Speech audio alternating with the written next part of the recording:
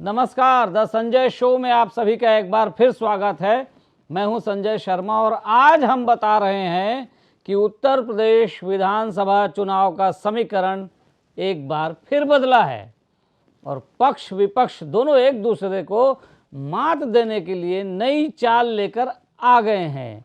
अखिलेश यादव चुनाव में हार से बचने के लिए आखिरकार जातिवाद का ही गणित बिठा रहे हैं, तो बीजेपी भी उनकी काट में राष्ट्रवाद के साथ जातिवाद का कॉकटेल समीकरण लेकर आ गई है। माना जा रहा है कि यह समीकरण अखिलेश यादव को चित्त कर सकता है।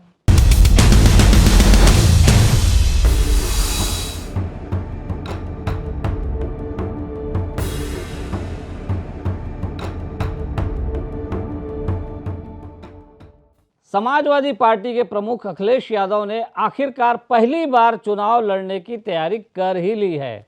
ऐसा करके उन्होंने चुनाव लड़ने की चुनौती दे रहे विपक्ष बीजेपी का मुंह तो बंद कर दिया, पर कुछ रिस्क भी ले लिया है। आपको याद होगा, बंगाल में मुख्यमंत्री ममता बनर्जी अपनी सेफ सीट पर ही हार गई थी, इसलिए यूपी में मायावती ने चुनाव नहीं लड़ने का फैसला किया है। पर अखिलेश को सामने आना ही पड़ा, क्योंकि विपक्ष की चुनौती से डरने का मतलब है पार्टी को कमज़ोर करना। वैसे अखिलेश ने अपने लिए भी करहल का सीट चुना है और यहाँ से नामांकन भर दिया है। जाति के गणित के हिसाब से ये सीट समाजवादी पार्टी के लिए सबसे सेफ मानी जाती है। अखिलेश को लगता है कि यहाँ से लड़ने पर शायद जान बच जाए, क्योंकि यहाँ करीब 1.5 लाख यादव वोटर हैं, ऐसा बताया गया है। वैसे बीजेपी ने उनको किसी और सीट से भी लड़ने की चुनौती दी थी, पर अखिलेश जानते हैं कि उनकी चाल जरा भी बिगड़ी तो बीजेपी उनको चित्त कर देगी। अखिलेश के संसदीय क्षेत्र आजमगढ़ में विधानसभा टिकट की घोषणा होने के बाद उनकी पार्टी में बगावत के सुर सुनाई दे रहे हैं और ये बगावती सुर कई और इलाकों में भी सुना जा रहा है। लिहाजा अखिलेश उस सीट पर गए जहां पिछले 3 चुनावों से यादवों ने लगातार मुलायम अखिलेश यादव परिवार की पार्टी का ही साथ दिया और जीत दिलाई।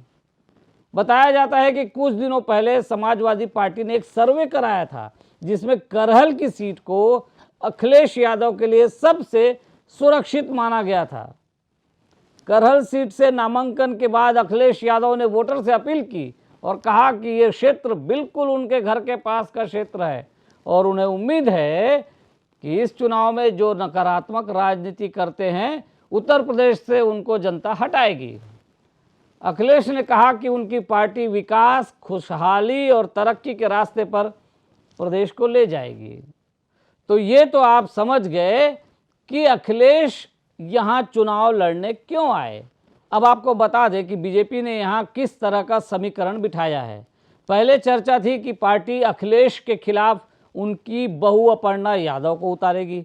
अपर्णा हाल में बीजेपी में शामिल हुई हैं। अपर्णा ने बीजेपी में आते ही राष्ट्रवाद का नारा दिया था, पर करहल सीट पर अकेले ये नारा काम करेगा ऐसा बीजेपी को भी नहीं लगा। इसीलिए बीजेपी ने पिछड़ा वर्ग का कार्ड खेलने के लिए केंद्रीय मंत्री एसपी सिंह बघेल को यहाँ से उतारा है। अखिलेश के बाद उन्होंने करहल सीट से बीजेपी उम्मीदवार के रूप में अपना नामांकन भी भर दिया है। उन्होंने दावा किया है बघेल ने कि यादव उनका साथ देंगे। वैसे बघेल यूपी पुलिस की नौकरी करते हुए समाजवादी नेता पूर्व मुख्यमंत्री मुलायम सिंह यादव के सुरक्षा अधिकारी रहे हैं। यादव ने ही उनको टिकट देकर 1998 में विधायक का चुनाव लड़वाया, वे जीते, फिर मंत्री बने। बाद में समाजवादी पार्टी से वे बहुजन समाज पार्टी बीएसपी और फिर बीजेपी में आ गए। इन तीनों दलों से सांसद बनने का मौका भी उनको मिला है। कहा जाता है कि बघेल का राज्य के पिछड़ा वर्ग में अच्छा प्रभाव है और ख़ासकर बघेल समाज की हर सीट पर उनकी पकड़ है। समाजवादियों के गढ़ वाले क्षेत्रों में भी उनकी प्रभावी भूमिका रहती है, ऐसा कहा जा रहा है। अब ये समझें कि अखिलेश के सामने बीजेपी ने बघेल को क्यों उतारा। क्या वे यादव वोटर्स के रहते अखिलेश का मुकाबला कर पाएंगे?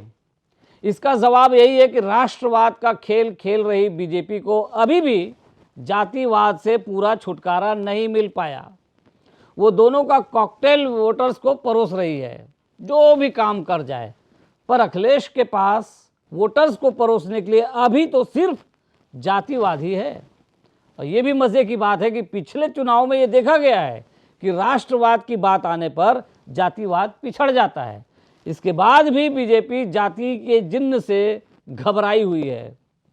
अब बघेल ने अखिलेश को चुनौती दी है तो उनके पास भी जाति का एक समीकरण तो है।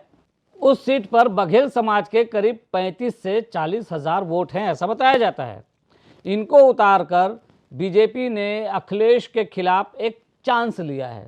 बघेल जीत गए और सरकार उनकी बनी तो राज्य में मंत्री पद निश्चित है, और अगर हार गए तो सांसद तो हैं ही, केंद्र में मंत्री हैं ही, नुकसान नहीं है।